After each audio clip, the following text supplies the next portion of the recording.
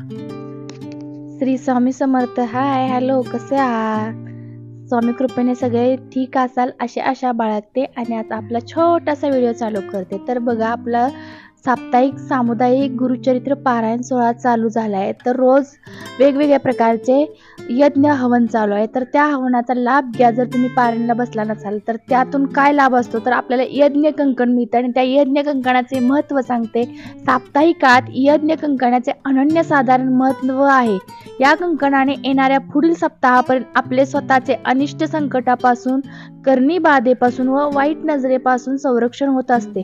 त्यामुळे आपण प्रत्येकाने व आपल्या लहान मुलांना आवर्जून यज्ञ कंकण बांधावे.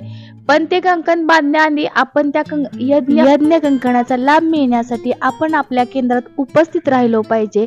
त्या होम हवनाला बसलो पाहिजे.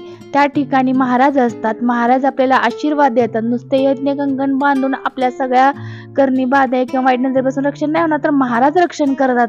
त्या यागाला आपल्या शेजारी आसपास महाराजांचा वास असतो. म्हणून प्रत्येक यागाला आपली उपस्थिती हजर राहणे महत्त्वाचे असते आणि प्रत्येक यागचे कंकण आपल्या हातात आपल्या प्रत्येक घरातील व्यक्तीला दिले पाहिजे. यातून काय होईल, तर आपल्या घरात प्रत्येक करणी बाधा, प्रत्येक वाईट शक्ती, निगेटिव्ह शक्ती बाहेर जाईल. अनुभव घ्या. प्रत्येक सेवेकरणे येत असतोय, तसा तुम्ही पण घ्या.